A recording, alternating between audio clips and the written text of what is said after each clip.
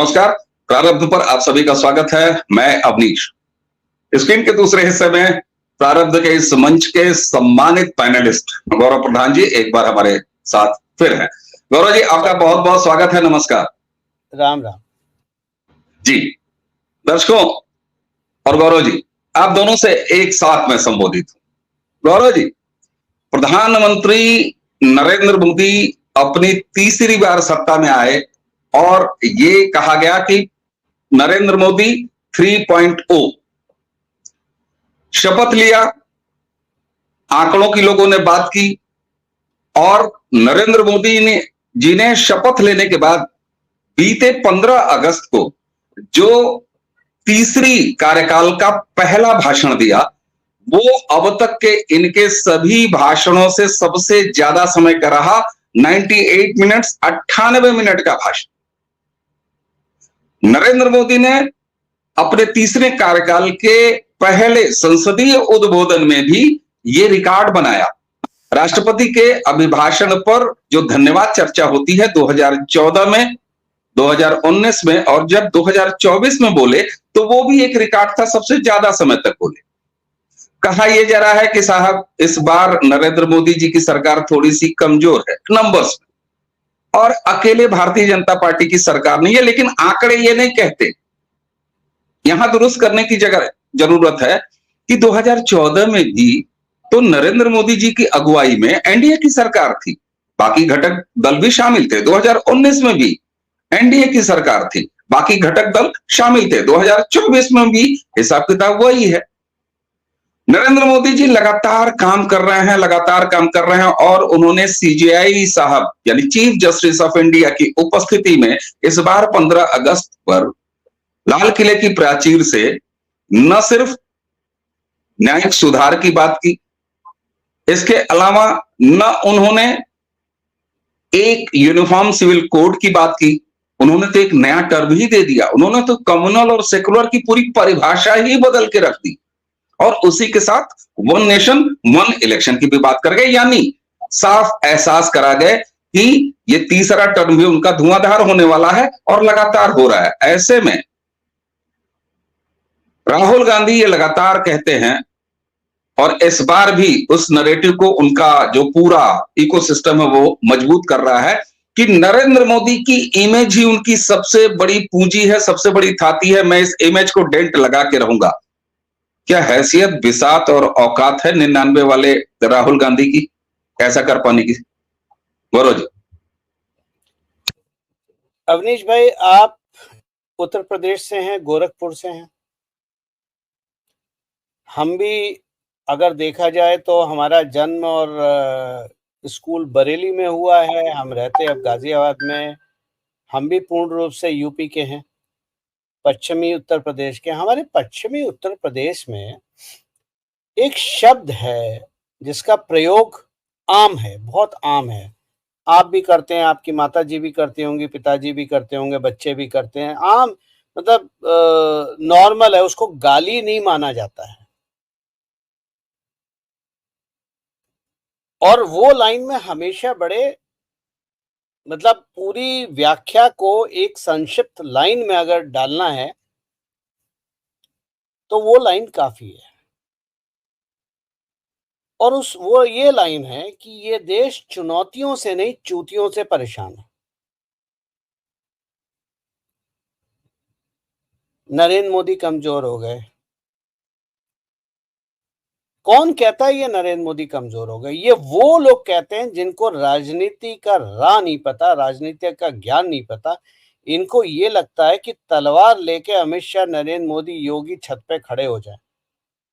ये वो लोग हैं जो कहते हैं कि योगी मोदी से ज्यादा अच्छे हैं क्योंकि वो बुलडोजर बाबा हैं, जबकि मूल संविधान ये नहीं जानते कि भारत के प्रधानमंत्री की सबसे बड़ी कमजोरी लॉ एंड ऑर्डर होती है, क्योंकि वो स्टेट सब्जेक्ट है, सेंटर का सब्जेक्ट नहीं है।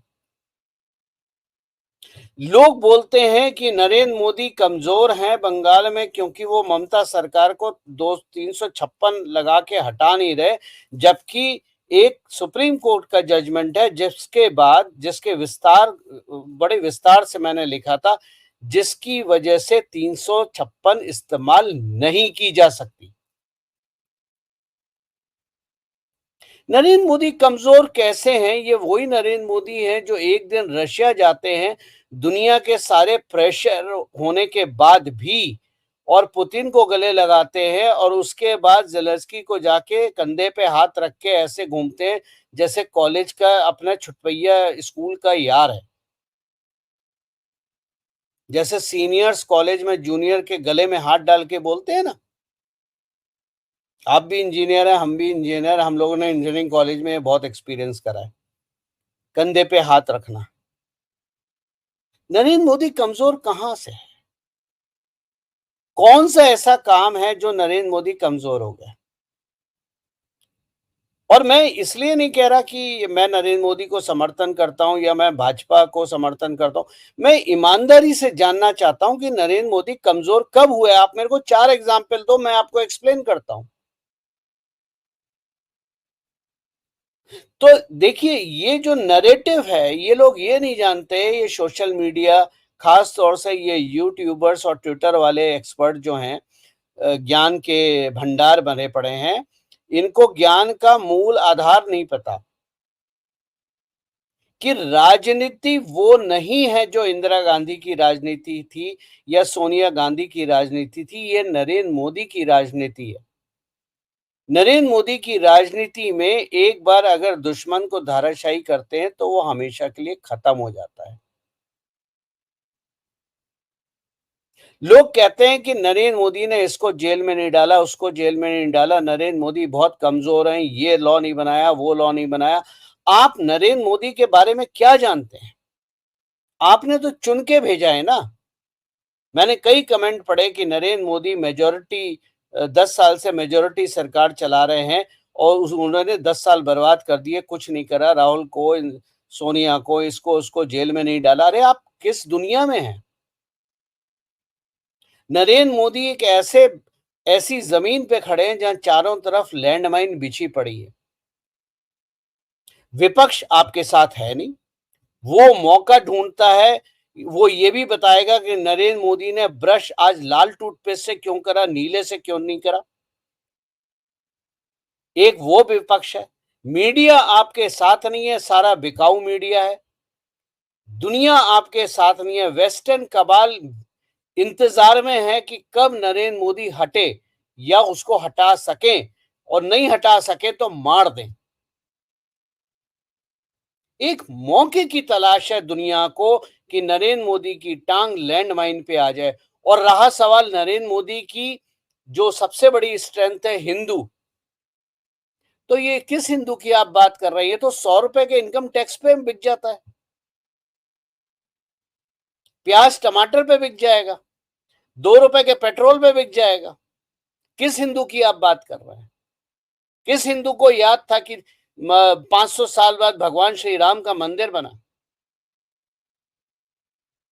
यहां एक बात जिक्र करने की जरूरत है। यही हिंदू बोलते हैं मोदी ने राम मंदिर थोड़ी ना बनवाया, राम मंदिर तो सुप्रीम कोर्ट ने बनवाया। भाइयों, सुब्रमण्यम स्वामी का राम मंदिर का केस क्या था? और नरेंद्र मोदी की सरकार में राम मंदिर का केस क्या था? पहले यह समझ लो। सुब्रमण्यम स्वामी, जिनको आप विराट हिंदू मानते हो, हिंदू सेवियर मानते हो, एक नंबर के मौका परस्त इंसान, सुप्रीम कोर्ट में सुब्रमण्यम का केस था राइट टू वर्शिप, यानी राम लला अगर टेंट में भी हैं तो भी हमें पूजा का अधिकार होना चाहिए। यानी राम लला टेंट में ही रहें, लेकिन हमें पूजा का अधिकार दे दो। मंदिर कहां आता है इसमें? और नरेंद्र मोदी की सरकार में मुद्दा था, जो केस था, वो ये था कि ये जो 2-2.5 एकड़ की जमीन है, ये जमीन इस न्यास की है। मंदिर का केस नहीं था, इस न्यास की जमीन है। और जब वो जमीन न्यास को मिल गई, अब न्यास उस पे मंदिर बनाए, स्कूल बनाए, अस्पताल बनाए, ये न्यास का जजमेंट है। नरेंद्र मोदी की सरकार में राइट टू वर्शिप नहीं था केस, लैंड डिस्प्यूट था। तो जिनको आप विराट हिंदू बोलते हो, हिंदू सेवियर बोलते हो, आपको तो 30 साल से मूर्ख बनाते आ रहे हैं वो, और आप बोलते हो नरेंद्र मोदी कमजोर हो गया। मोदी साहब कहां कमजोर हुए? अब आप ले लीजिए ये वक्फ एक्ट का जो स्टैंडिंग कमेटी में चला गया। आपने कभी जानने की, समझने की कोशिश करी कि राजनीति क्या है इसके पीछे? 370 हटी, पूरे भारत में एक भी लाश नहीं गिरी। राम मंदिर जजमेंट आया, पूरे भारत में एक भी लाश नहीं गिरी। एनआरसी लागू हुआ, एक लाश नहीं गिरी। ट्रिपल तलाक लागू हुआ, एक लाश नहीं गिरी। आप बोलते हो नरेंद्र मोदी कमजोर है। अरे नरेंद्र मोदी साहब इतने बड़े शाणे हैं, उनकी राजनीति इतनी मजी हुई है कि बिना सोसाइटी को डिस्टर्ब करे जो सिविलाइजेशनल चेंजेस हैं वो ला रहे हैं, और इन चीजों में वक्त लगता है। दही भी तभी जमता है जब दूध गर्म रखा जाए और उसके बाद उसमें जामुन डाल के और उसको थोड़ी देर ठंडा गर्म हिस्से में रखा है। जब गर्म हिस्से में होता है तभी दही जमता है। तो नरेंद्र मोदी कमजोर कहां से हैं? अब लोगों को लगता है कि तलवार उठाओ और काट पीट दो। अगर मान लीजिए हम बात करें वक्फ एक्ट के हटाने की, 2016 में या 15 में या 14 में या आते ही उन्होंने क्यों नहीं हटाया? कितनी खून की नदियां बही होती इस देश में। आज वो स्टैंडिंग कमेटी में गया है, उस कमेटी के मेंबर कौन है? मेजॉरिटी तो मुसलमान है, और आपके ओबीसी जैसे लोग हैं वहां पर जो ठेकेदार हैं मुसलमानों के। अब आप अपनी संवैधानिक पोजीशन देख लीजिए। लोकसभा में आपके पास बहुमत है, राज्यसभा में बहुमत है नहीं। राज्यसभा में बहुमत आएगा नवंबर तक, तब तक आपने ठंडे बस्ते में नहीं डाला, अपने स्टैंडिंग कमेटी में डालिया कि भाई आप लोग डिस्कस कीजिए, डेलिब्रेट कीजिए, सब काम कीजिए। आपको हम पूरा मौका दे रहे हैं। कल को जब वक्फ बोर्ड के ऊपर कोई भी संवैधानिक बिल आता है या ये बिल पास होता है, तो आप दुनिया को बोल तो सकते हो कि हमने तो पूरा मौका दिया भाई, इसमें बैठे तो सारे मुसलमान थे। अब आप कुछ लोग होंगे, बड़े बड़े यूट्यूबर हैं, रोज सुबह शाम ज्ञान देते हैं मोदी जी को, वो ये भी बोल सकते हैं कि भाई हमें दुनिया से मतलब नहीं है। ये भूल जाते हैं कि भारत एक महाद्वीप है, भारत एक आइलैंड नहीं है। भारत भूटान, नेपाल, बांग्लादेश, पाकिस्तान नहीं है। भारत एक जीता जाता राष्ट्र पुरुष है जो दुनिया को दिशा दिखा रहा है। व्यापार के हिसाब से अगर लिया जाए तो दुनिया में व्यापार करता है। आज आपका फॉरेक्स रिजर्व अगर 600-700 बिलियन डॉलर है तो वो व्यापार से आया, घर में बैठ के डॉलर नहीं छापे नरेंद्र मोदी ने। आपको भी मैंने अवनीश भाई बोला था 100 रुपए की महिमा, इस नाम से एक वीडियो कीजिए। मैं जनता को बताना चाहता हूं कि 100 रुपए से मोदी ने पूरे भारत को कैसे बदला है, लेकिन शायद आपको समझ में नहीं आई कि वो कितनी गंभीर स्थिति है।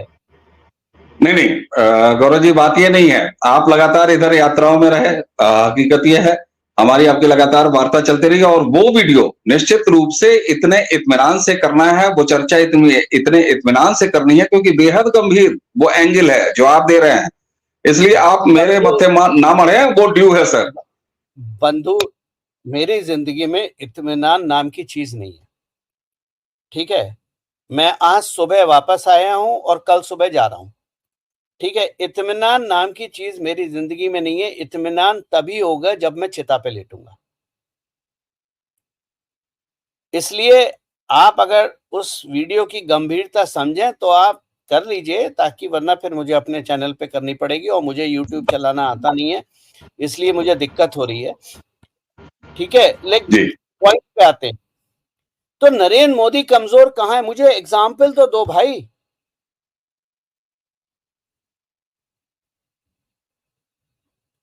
आप नरेंद्र मोदी यूक्रेन गए, 48 घंटे कहीं से भी, दोनों जगह से एक भी गोली नहीं चली। अब इसमें भी कुछ बहुत बड़े ज्ञानी सोशल मीडिया के लोग आ गए, बोले जी नाटो की आर्मी मूवमेंट चल रहा है इसलिए गोली नहीं चल रही है। अबे नाटो की मूवमेंट तो यूक्रेन साइड चल रहा है, रशिया का के लिए नहीं चलाएगा? क्या मूवमेंट पहली बार हो रहा है? 2 साल में पहली बार मूवमेंट हो रहा है? 2 साल पहले मूवमेंट नहीं हुआ था? तो किसी नेता के, मोदी जी के यूक्रेन जाने पे अगर 48-50 घंटे का युद्ध विराम जैसी स्थिति हो जाती है अनडिक्लेयर्ड, ये आपस की समझ की वजह से है, जहां पर कोई नियम नहीं इस्तेमाल हो रहे हैं कि आप नहीं कर सकते, तो उस इंसान की ताकत आपको समझ में आती है। बिल्कुल, बिल्कुल। अच्छा, गौरव जी, आपने बहुत अच्छे तरीके से, और वाकई आपने कहा कि कोई 4 पॉइंट नहीं है किसी के पास। खैर, राहुल गांधी के पास तो एनसीसी का फुल फॉर्म भी नहीं होता। राहुल गांधी के पास तो राष्ट्र जैसी चीज है उसकी समझ नहीं होती है। तो मैं राहुल गांधी और विपक्ष के उन सवालों पर नहीं जाता हूं, उनकी बुद्धि को मैं दूर से ही प्रणाम करता हूं। हाँ, आपने जब ये कहा वक्फ को कैसे स्टैंडिंग कमेटी में भेज दिया, तो ये हकीकत बात है। 32 मेंबर्स की वो स्टैंडिंग कमेटी है। जो सामान्य तरीका ये होता है कि अब जब वो वक्फ का बिल स्टैंड कमेटी के जरिए वापस संसद में आएगा, तो कोई ये नहीं कह सकेगा, यानी कि वो एक तरीके से सर्वसम्मति का बिल आएगा, क्योंकि उसमें ओवैसी भी है, उसमें बाकी सारी चीजें हैं। यानी जितना हाउस में उठापटक हो सकती थी और इसको लेके सड़क तक तमाशा किया जा सकता था, वो एक शानदार तरीका है कि स्टैंडिंग काउंसिल में भेज दिया और वहां से वो अनअपोज्ड जैसी चीज आएगी। बाकी आपने बेहद महत्वपूर्ण बात कही कि राज्यसभा में नवंबर का वो जो एक कट ऑफ है, वो आप लोकसभा में पारित कर लेंगे, लेकिन आप राज्यसभा में लेके कैसे उसको झुंझुने की तरह टहलेंगे? तो ये बेस्ट डिसीजन है, इसमें नो डाउट। विपक्ष तो नरेंद्र मोदी का सहयोग एक कभी नहीं एक करेगा चीज साहब। एक चीज एक चीज मैं और बोल दूं, यहां पर कुछ लोग ये बात करेंगे कि भाई 370 हटाई जब, तब भी राज्यसभा में मेजोरिटी नहीं थी, तो आपने कैसे कर लिया? तो देखिए भाई साहब, राजनीति में काठ की हांडी बार बार नहीं चढ़ती है। आप लोगों को 370 तो पता है, लेकिन 370 हटी कैसे ये नहीं पता। राज्यसभा में जनरली ये होता है कि कोई भी बिल पहले लोकसभा में जाता है, लोकसभा पास करती है, उसके बाद वो राज्यसभा में जाता है, राज्यसभा में जो बिल पास होता है उसके बाद वो प्रेसिडेंट के पास जाता है, प्रेसिडेंट उसको साइन करता है, उसको उसके बाद वो लॉ बनता है। ये होता है। अमित शाह ने पहले 370 को बुलाया राज्यसभा में, वहां पास करा क्योंकि लोकसभा में मेजोरिटी थी। अब सवाल यह है कि 370 राज्यसभा में पास कैसे हुआ जब मेजोरिटी थी नहीं? नरेंद्र मोदी ने और अमित शाह ने जितने नए नए टपोरी कुर्ता पजामा राज्यसभा में आए थे, उनको स्टडी लीव पे विदेश भेज दिया। और स्टडी लीव पे विदेश, ऐसी विदेश की जगह भेजी जहां से भारत के लिए रोज 4 फ्लाइटें नहीं चलती, हफ्ते में 1-2 चलती है। और जैसे ही ये वो वहां जाके लैंड हुए, आपने बिल इंट्रोड्यूस कर दिया, क्योंकि मेजोरिटी इससे नहीं होती है कि इलेक्टेड मेंबर कितने हैं, मेजोरिटी इससे होती है कि उस वक्त हाउस में कितने मेंबर हैं। अब जब वो मारधाड़ मची कि भाई हम कैसे वापस आए, जब खबर पहुंची, तब तक कांड हो गया था। तो काठ की हांडी बार बार नहीं चलती है। और वो बात थी इंटरनल, हमारे अपने संवैधानिक बात थी 370 की। जब आप वक्फ एक्ट की बात कर रहे हैं तो आप 25 करोड़ के मुसलमान, उनके आधे से ज्यादा समर्थक बांग्लादेश, उनसे आधे से ज्यादा समर्थक पाकिस्तान, और इन सबके माई बाप डेमोक्रेट और सीआईए। इस्लाम आतंकवाद नहीं है, इस्लाम एक टूल है जिसका इस्तेमाल अमेरिका दुनिया में लड़ाई के लिए और टेररिस्ट एक्टिविटी के लिए इस्तेमाल करता है। बिल्कुल, बिल्कुल। अच्छा, आपने कहा ना कि किन बिंदुओं पर, तो दर्शकों तक भी रख देना। जो आमतौर पर एक नैरेटिव कहा जा रहा है कि साहब देखिए ऐसा है कि ये लेटरल एंट्री वाले पर रोल बैक किया, यहाँ देखिए मोदी जी कमजोर हो गए, एसटी एससी क्रीमी लेयर पर डायरेक्शन आया। हाँ, एक मिनट, आपने लेटरल एंट्री की बात करी ना, लेटरल एंट्री में नरेंद्र मोदी कमजोर हो गए। मैं कांग्रेस के इतिहास में नहीं जा रहा हूं, मेरे ख्याल से वो इतिहास बहुत सारे लोगों ने लिख दिया है और वो चीजें बोलने की मेरी आदत नहीं है जो सारी दुनिया गा रही है। रोल बैक कहां है? केवल यही तो है ना कि वो जो एडवर्टाइजमेंट है उसको वापस ले लिया और उसको रिफाइन करके जितनी भी जातिगत फ्रेमवर्क है, सरकार का संवैधानिक फ्रेमवर्क है, उस हिसाब से फिर से रिलीज करना। लेटरल एंट्री कहां बंद हो गई भाई? मेरे पास तो एक भी कॉल नहीं आई कि गौरव प्रधान जी आप अप्लाई नहीं कर सकते हो। ये अलग बात है, मैं अप्लाई नहीं करूंगा क्योंकि मेरी उम्र निकल चुकी है और वैसे भी मुझे बेड़ियों में बंद के काम करने का मजा नहीं आता है। मैं खुला इंसान हूं, खुले हिसाब से काम करता हूं। तो भाई साहब, लेटरल बिल्कुल, एंट्री पे रोल बैक कहां हुआ? मुझे बिल्कुल। टेक्निकली मैंने मैंने केवल जिक्र किया कि किन मामलों को लेके विपक्ष, और विपक्ष के साथ हंसी आती है मुझे, जो अपने आप को नरेंद्र मोदी के शुभचिंतक कहते हैं, जो अपने आप को आप नरेंद्र मोदी के आप समर्थक कहते हैं। आप लेटरल एंट्री की कहानी देखो, मजेदार। आपने एक आप समय आपको लग रहा है मोदी ने रोल बैक करा। भाई साहब, मोदी ने ऐसा चिड़िया का दाना डाला है ना कि इसमें, इस पिंजड़े में सब फंस जाएंगे। आपने क्या करा? एक एडवर्टाइजमेंट डाला, ये कहना कि एड बाजार में आ रहा है, मीडिया में आ रहा है और नरेंद्र मोदी को या उनके मंत्रालयों को पता नहीं होगा, ये तो मूर्खता है। जिस इंसान को ये पता है कि मेरे मंत्री के हाथ में जो घड़ी है रोलेक्स की, वो किस व्यापारी ने दी है और कब दी है, वो बंदा ये तो जानता ही होगा कि एड कब आ रहा है और कैसे आ रहा है।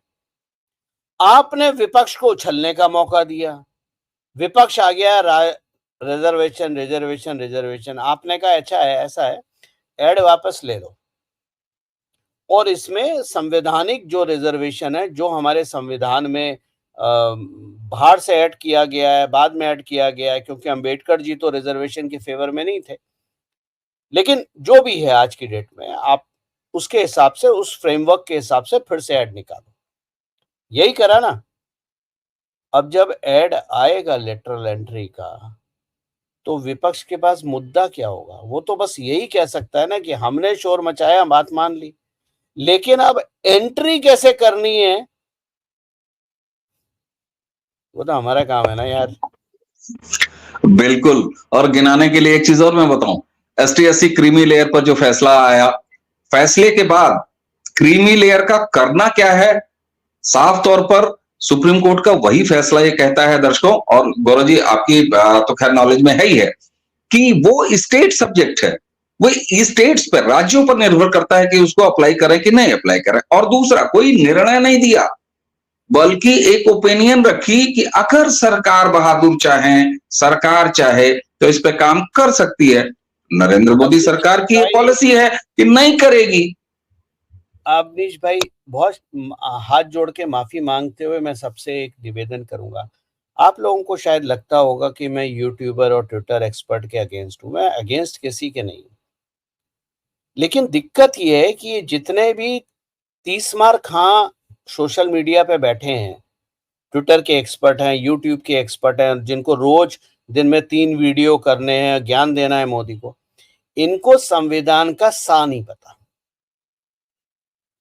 इनको ये नहीं पता कि एग्रीकल्चर लॉ स्टेट सब्जेक्ट है, सेंट्रल सब्जेक्ट है, कॉन्करेंट सब्जेक्ट है। इनको ये नहीं पता कि स्टेट का लॉ एंड ऑर्डर स्टेट का सब्जेक्ट है या सेंटर का सब्जेक्ट है। इनको ये नहीं पता SC ST का रिजर्वेशन स्टेट का सब्जेक्ट है या सेंटर का सब्जेक्ट है। पर हाँ, ज्ञान फैलना है कि मोदी कमजोर हो गया। मोदी ने पिछले 10 साल संविधान की मर्यादा और संविधान की जो लक्ष्मण रेखा है उसके अंदर रह के सारे काम करें, उसके बाहर जाके एक भी काम नहीं करा, वरना मोदी के बड़े डिसीजंस को हमेशा सुप्रीम कोर्ट खत्म कर देता। मोदी ने 370 हटाई, इंडोर्समेंट किसने करा? सुप्रीम कोर्ट ने। राम मंदिर बनाया, इंडोर्समेंट वापस जाके किसने करा? सुप्रीम कोर्ट ने। यानी आपने काम ही नहीं करा, बल्कि हमेशा के लिए एक ठप्पा लगा दिया कि इसको रिवर्स नहीं किया जा सकता। अनलेस एंड अनटिल कुर्ता पजामा वाले कुछ टेररिस्ट का कब्जा हो जाए संसद पे और वो कुछ नया पाकिस्तानी लॉ बना दें अपने आकाओं के कहने पे, तो बात अलग है। लेकिन वैसे, और वो आपको पता ही है, सोनिया गांधी भी कर चुकी हैं, इंदिरा गांधी भी कर चुकी हैं, जवाहरलाल नेहरू तो खैर मतलब क्या बोले उनके लिए, ये सारे लोग कर चुके हैं। राजीव गांधी, शाहबानो, बहुत सारे ये जो ज्ञानी हैं इनको शाहबानो केस नहीं पता कि राजीव गांधी ने सुप्रीम कोर्ट के निर्णय को संसद में कैसे पलट दिया, शाहबानो केस में केवल मुसलमानों को खुश करने। तो देखो, कांग्रेस जो है आज से नहीं, हमेशा से ही एक मुसलमान पार्टी रही है, और वो मान ले, इसमें कोई बुराई नहीं है। कम से कम एक जो पर्दा है, जो कैटरैक्ट आंखों में आ गया है, वो तो दूर हो जाएगा लोगों के। क्योंकि देखिए, गांधी जी मुसलमान थे, नेहरू जी मुसलमान थे, इंदिरा गांधी मुसलमान थी, राजीव गांधी भाई माँ से हैं तो मुसलमानी है, और बाप भी मुसलमानी, फारसी थे, क्या बोलते हैं उसे। और रहा सवाल राहुल गांधी का, तो अब क्या बोलूं मैं, बहुत बड़ी बात बोल जाऊंगा मैं, लेकिन मैं बस यही बोलूंगा, राहुल गांधी मुसलमान है। ददियाल ना उनकी ददियाल भारत में है, ना उनकी ननिहाल भारत में है, बस आप इतना समझ लो। बिल्कुल बिल्कुल। और अब तो बाजार के कुछ हिस्सों में, चर्चाओं के, विमर्श के कुछ हिस्से में बहुत सारी चीजें तैर रही हैं, प्रारंभ पर भी हम बात कर रहे हैं। लेकिन गौरव जी, आपसे बेहद गंभीरता से मैं वापस आऊंगा। दो चीजें बाजार में तैर रही हैं, और उसको खुलासे से बात करें कि वो एक कोई बांग्लादेशी हैं जो इस बात को उछाल रहे हैं आजकल। जो मेरे पुराने सोशल मीडिया, मेरा पुराना ट्विटर हैंडल है जो सस्पेंड हो गया, जो लोग उसे पढ़ते थे उस वक्त 2.5 लाख लोग थे, आज से 5 साल पहले। अब 5 साल हो चुके हैं, खत्म हुए 4-5 साल। उस समय उस पर 2.25 लाख के लगभग फॉलोअर्स थे।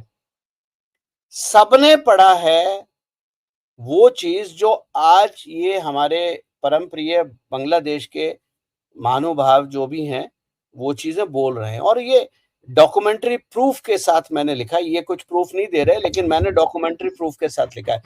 एक चीज यहाँ बता दूं, आजकल ये बता रहे हैं कि सोनिया गांधी का असली बाप कौन है, सोनिया गांधी का नकली बाप कौन है, राहुल गांधी का बाप कौन है, ये सब तो मैंने लिखा है।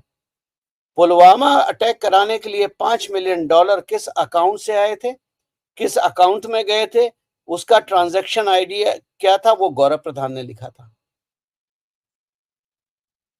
बेनजीर भुट्टो और राजीव गांधी के बीच में क्या संबंध है, ये भी हमने ही लिखा था। बिल्कुल। और गौरव जी, एक चीज आपको बताऊं मैं, सलाउद्दीन शोएब चौधरी के साथ के हमारे प्रारंभ में भी आ रहे हैं, लगातार उनकी रिपोर्टों पर हम चर्चा भी कर रहे हैं, निश्चित रूप से कर रहे हैं। और ये सूचनाएं अलग अलग तरीके से आप जिस बात की कह रहे हैं ना, इसी प्रारब्ध के प्लेटफॉर्म पे बहुत सारी ऐसी चर्चाएं हो चुकी हैं, मैं उसको रिपीट नहीं करना चाहता, दर्शकों के संज्ञान में है। नहीं नहीं नहीं नहीं अवनीश भाई, आप मेरी बात को गलत ना समझे, ना ही उनके लिए मैं कुछ गलत बोल रहा हूँ। देखो, हर इंसान कभी ना कभी नई नई चीजें, सेंसेशनल, और ठीक है, ट्विटर हो, कुछ भी हो, नए लोग जुड़ते जाते हैं जिनको पुरानी जानकारी नहीं होती है, तो ये एक रिफ्रेशमेंट का काम करती है, ठीक है। तो इस तरह की रिफ्रेशमेंट, लेकिन पॉइंट यहाँ वो नहीं है। पॉइंट यहाँ ये है, और ना ही ये पॉइंट है कि गौर प्रधान ने क्या लिखा था, क्योंकि जो बातें वो बोल रहे हैं वो सब मैं लिख चुका हूं वहां से 4-5 साल पहले। पॉइंट वो नहीं है, ना उनका लिखना ना मेरा लिखना। सवाल ये है कि सड़क पे कांग्रेस की सपोर्ट क्या है। क्या गांव का आदमी को इससे कोई फर्क पड़ता है कि सोनिया गांधी का असली बाप कौन था? उसको तो फर्क वहां पड़ गया जहां आपने, और देखिए 3 तरह के वोटर हैं, एक रईस क्लास है, एक मिडिल क्लास है, एक गांव का क्लास है हमारा। गांव वाले को अपने 2 वक्त की रोजी रोटी, किसानी, अपने किसान अपनी फसल से फुर्सत नहीं है।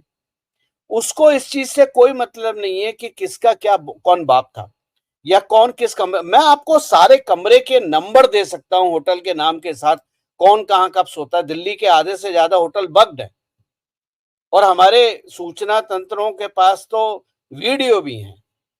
पॉइंट वो नहीं है, पॉइंट ये है कि जमीनी राजनीति पे क्या फर्क है। कुछ फर्क नहीं पड़ेगा इन चीजों से। ठीक बात है, बिल्कुल ठीक बात है, मैं इस बात से इत्तेफाक रखता हूं। गौरव जी, इन सारी बातों से अलग आके आप बार बार 370, और पूरा देश, पूरा विश्व देखता है कि 370 को अगर अकेला नरेंद्र मोदी के फैसलों के सामने रख दिया जाए तो अपने आप में इतना बड़ा विराट फैसला है कि मुझे लगता है कि उसको बैलेंस करने के लिए तमाम तराजू में बटखरे रखने पड़ेंगे। मैं आपसे अंतिम एक सवाल, जम्मू कश्मीर में यह सरकार चुनाव कराने जा रही है। बहुत सारे लोगों को, मेरे पास बहुत सारे ऐसे मैसेज आए कि गौरव जी से ये जरूर पूछिएगा, गौरव जी से इस बात पर चर्चा जरूर करिएगा, ये सवाल जरूर सामने रखिएगा कि 370 हटा देने के बाद, यूनियन टेरिटरी जम्मू कश्मीर को बना देने के बाद और लद्दाख को बना देने के बाद बहुत अच्छी तरीके से एक शांति का वातावरण है, और कितना शांति का वातावरण बना हुआ है जम्मू कश्मीर में, इस पर, प्रारब्ध पर आपके सानिध्य में हमने खूब सारी चर्चाएं की हैं। मेरे ख्याल से आधा दर्जन बार हमने चर्चाएं की है, और आपने बड़े इन डेप्थ तरीके से बताया। ऐसे ही कुछ लोग ये देखकर परेशान हैं, उन्हें लगता है कि ये सही वक्त नहीं है कि जम्मू कश्मीर में चुनाव कराने चाहिए। गौरव प्रधान जी इस बारे में क्या रखते हैं राय? जम्मू कश्मीर में चुनाव हो रहे हैं, क्या यूटी हटाया है? तो दिल्ली भी तो यूटी है, तो अरविंद केजरीवाल को हटाया है?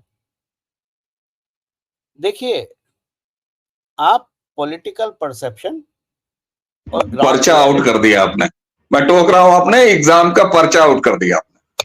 देखिए, सोशल मीडिया पे मैं फिर बोल रहा हूं, ये देश चुनौतियों से नहीं, चूतियों से परेशान है, जो कॉमन सेंस इस्तेमाल नहीं करता, और कॉमन सेंस सबसे अनकॉमन चीज है।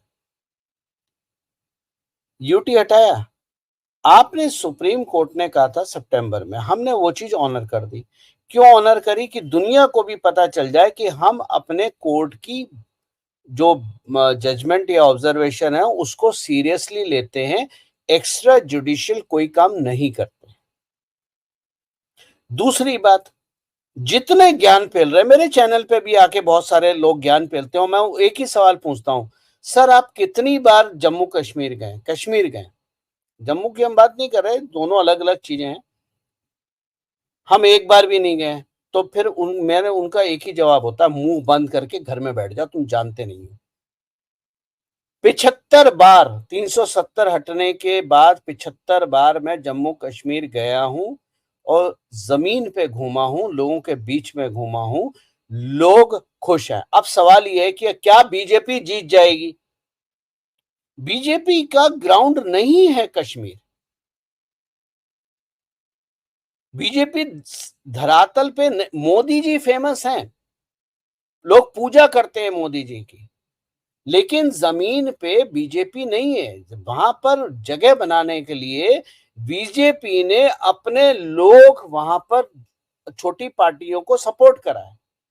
जिस तरह आंध्र प्रदेश में भाजपा नहीं है, लेकिन चंद्रबाबू नायडू को और पवन कल्याण को सपोर्ट करके आपने पूरी पावर ले ली। तो जम्मू कश्मीर ये सोचना, अब कई लोग बोलते हैं अच्छा ये जम्मू कश्मीर में करा है, इससे भाजपा की सरकार थोड़ी ना बनेगी। अरे मेरे प्रिय मित्रों, कभी कभी सरकार से ऊपर भी सोच लिया करो। जो राष्ट्रवादी सरकारें होती हैं वो ये चीज देख के नहीं, देखो संघ और भाजपा ये देख के काम नहीं करते हैं कि हमें कितना वोट मिलेगा। संघ और भाजपा ये देख के काम करते हैं कि भारत मजबूत होगा या नहीं होगा। हमें इससे कोई फर्क नहीं पड़ता कि वहां पर सरकार छोटी पार्टियों की बन जाए या किसी और की बन जाए। पॉइंट ये है कि जम्मू कश्मीर भारत का अभिन्न अंग है, रहे और रहेगा। दूसरी बात, बिल्कुल। अंतिम पॉइंट, जम्मू कश्मीर में पिछले 4-5 साल से सभी भारतीय सेनाएं, चाहे वो अर्धसैनिक बल हो चाहे भारतीय सेना हो, बहुत काम करा है जमीन पे। और मैं आपको लिख के दे सकता हूं कि हम किसी भी कीमत पे किसी को भी ये परमिट नहीं करेंगे कि वो उन काम को बर्बाद करे। देखो हम भगवान नहीं है, हम भगवान आपको ना उठा सकते हैं ना पैदा कर सकते हैं, लेकिन एक सैनिक होने के नाते हम इतना जरूर कर सकते हैं कि भगवान के साथ आपका अपॉइंटमेंट फिक्स करते हैं।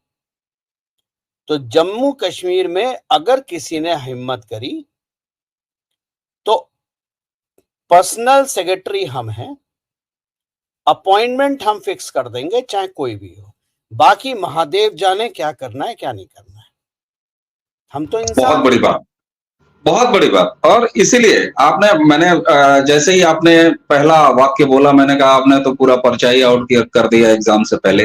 ये बहुत छोटी छोटी बातें हैं। मुझे ध्यान आता है गौरव जी, ऐसे ही लोग जब राम मंदिर का मामला कोर्ट में था, तो मेरे कुछ ऐसे जानने वाले लोग जो खुद लॉ प्रैक्टिशनर हैं, वो कहा करते थे कि ऑर्डिनेंस क्यों नहीं आ जाता, जबकि सिविल का मुकदमा था। आपने जैसा कहा ना कि वो टाइटल सूट था साहब, वो टाइटल सूट में आप एक नाली का अगर टाइटल सूट पड़ जाए तो आप एक वहां पर ईंट नहीं रख सकते अमेंडमेंट, वो ऑर्डिनेंस तो छोड़ दीजिए। बहरहाल एक ये बहुत, और आप ये जो जुमला आपने 2 बार दोहराया ना, एक बात सुनिए मेरी, 370 हटी एक प्रोसेस से हटी। वो जो सुब्रमण्यम स्वामी जैसे लोग बोलते हैं ना, एक आर्टिकल एक लाइन लिखे प्रेसिडेंट और हट गई, वो ना मान के एक संवैधानिक प्रोसेस से, कोर्ट के वैलिडेशन से, कोर्ट के इंडोर्समेंट से 370 हटी और बक्से में बंद करके समंदर में फेंक दिया उसे। कितने दुनिया के देश इसके अगेंस्ट थे? केवल 3, टर्की, पाकिस्तान, मलेशिया। मलेशिया को हमने पाम ऑयल से समझा दिया कि बेटा तुम तेल में डुबकी मारो वरना किसी लायक नहीं रहोगे। पाकिस्तान और टर्की रह गया, हमें खलीफाओं की कोई चिंता नहीं है क्योंकि उन खलीफाओं में खाने के पैसे नहीं है। अब अगर वक्फ बोर्ड भी स्टीयरिंग कमेटी के बिल के साथ आता है और वो पास होता है और वक्फ हटता है, तो आप मुझे बताइए दुनिया में कितने नेशन होंगे जो इसके अगेंस्ट होंगे? कोई नहीं कर सकता साहब, कोई नहीं कर पाकिस्तान सकता। होगा और टर्की होगा और अब ठीक बात। बांग्लादेश होगा। अब सवाल रही, अभी एक चीज और बता, नरेंद्र मोदी कमजोर हो गया जी, बांग्लादेश में कुछ नहीं कर रहा है। 160 मेगावाट पावर जाती है त्रिपुरा से, जो कि काट के कर दी 60। और अडानी पावर सप्लाई करते थे बांग्लादेश में, वो डिस्कशन चल रहा है, किसी भी दिन रुक सकती है क्योंकि नॉन पेमेंट है। अब सवाल ये है अडानी, यहाँ एक बहुत महत्वपूर्ण बात है जो लोगों को समझ में नहीं आती। अगर भारत सरकार डायरेक्टली अपने भारतीय पीएसयू के माध्यम से पावर दे रही होती बांग्लादेश में,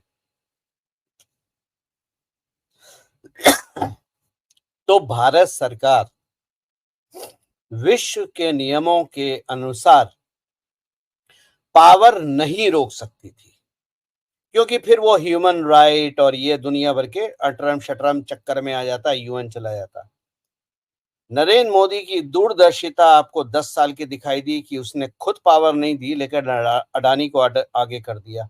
अब बताओ दुनिया का कौन सा कानून है जो अडानी को बोले कि पावर मत रोको, क्योंकि भाई हम तो प्राइवेट कंपनी है, प्रॉफिट एंड लॉस, हमारा सारा लॉस में जा रहा है, करते नहीं है। तो आप नरेंद्र मोदी की दूरदर्शिता देखिए ना, हर चीज तलवार से नहीं काम होता है, कुछ कूटनीति होती है, कुछ राजनीति होती है, कुछ चाणक्य नीति होती है। आज बांग्लादेश, सब जानते हैं बांग्लादेश में जो भी हुआ है वो सीआईए का काम है। पाकिस्तान कठपुतली है, उसने अपना हुनर उसमें दिखाया है, क्योंकि उसको बांग्लादेश से बदला लेना है डिवीजन का। मोहम्मद यूनुस सब जानते हैं सीआईए का आदमी है, जर्मनी से आया था, जर्मन पेड है, सीआईए का आदमी रूल कर रहा है। लेकिन आज वही बांग्लादेश ये धीरे धीरे समझ रहा है कि मुन्ना, दुनिया में तुम किसी की गोदी में बैठ जाओ, तुमको रोटी खिलाने वाला केवल भारतीय है। और इसका जीवंत उदाहरण मालदीव्स है, जहां मालदीव के पास फॉरेक्स नहीं है। अपना मालदीव के इतिहास में पहली बार है कि उनके पास पैसा नहीं है बायलैटरल ट्रेड को सेटल करने के लिए, डॉलर नहीं बचे। तो किस मोदी, बिल्कुल निश्चित रूप से, बिल्कुल निश्चित रूप से, और ये सारी चीजें बिल्कुल साहब। और यहीं पर आपने जब कहा ना इस चर्चा के शुरुआत में कि कोई 4 पॉइंट नहीं मिले साहब, और मुझे लगता है कि यह केवल एक नैरेटिव खड़ा किया जाता है, फर्जी तरीके से खड़ा किया जाता है, और दुख और असंतोष की थोड़ा सा मेरे लिए, और मुझे लगता है आप भी इससे सहमत होंगे, कि आपने जब तीसरी बार अपने राजनीतिक नेतृत्व को इतना भारी बहुमत देके इस देश का प्रधानमंत्री बना के नियुक्त कर दिया है, जो खुद को चौकीदार कहते हैं, जो खुद को आपका कामगार कहते हैं, तो ऐसे में उनके प्रति अगर उनके समर्थकों की तरफ से भी कुछ पिलपिला रवैया आता है, तो ये वही होता है कि नैरेटिव विपक्षी चला रहे हैं, तीर उड़ता हुआ है, आपने उस तीर को पकड़ा और लेके खेल रहे हैं। मुझे लगता है कि इस पूरी चर्चा को सुनने के बाद ऐसा कोई एक फैसला, और आपने जम्मू कश्मीर में चुनाव होने चाहिए या ना होने चाहिए, इसको सुप्रीम कोर्ट से किस तरीके से देखा, और नरेंद्र मोदी जी हमेशा नेचुरल तरीके से चीजों को जिंदा करते हैं और चीजों को मार देने के धनी हैं। ये उनका अपना व्यक्तित्व है, यही उनकी राजनीति है, यही उनकी कार्यशैली है। गौरव जी, आपने हमें समय दिया अपनी इतनी व्यस्त दिनचर्या के बावजूद, और आपने वो जो 100 रुपए वाली बात पे मुझे सुनाया है ना, मैं आपको 100 बार फोन करूंगा और इस पर हम लोग बहुत जल्दी बैठ के बात करेंगे। गौरव जी, आपने हमें समय दिया, आपका बहुत बहुत धन्यवाद। दर्शकों, मुझे लगता है कि गौरव जी के साथ इतने डिटेल चर्चा के बाद मैंने 100 रुपए की वाली जो वीडियो है उसके लिए इसलिए बोला, क्योंकि भारत का और विदेश का कोई भी मीडिया चैनल, कितना भी तोपची इंटेलेक्चुअल, कितना भी यूट्यूब और सोशल मीडिया के एक्सपर्ट के दिमाग में ये बात आई नहीं है, और ये बात लोगों को बतानी जरूरी है कि जिस नरेंद्र मोदी को आप गालियां देते हो, जिसको आप कमजोर बोलते हो, उसने आपको सुसाइड करने से कैसे बचाया। बिल्कुल, और आपका ये मंच प्रारब्ध इसी तरह की बातों को अपने दर्शकों के सामने रखने के लिए जाना जाता है गौरव जी, इसलिए वो चर्चा आपके साथ ड्यू रही। दर्शकों, बहुत जल्द गौरव जी के साथ दूसरी चर्चा, वही 100 रुपए वाली। मैं थंबनेल पर ही 100 रुपए की एक भारतीय मुद्रा छाप दूंगा, आप समझ जाइएगा कि बात किस पे है। गौरव जी आपको बहुत बहुत धन्यवाद। दर्शकों इसी के साथ हमें और गौरव जी दोनों को आज्ञा दीजिए। नमस्कार, प्रणाम। जय जय सिया राम। जय जय सिया राम।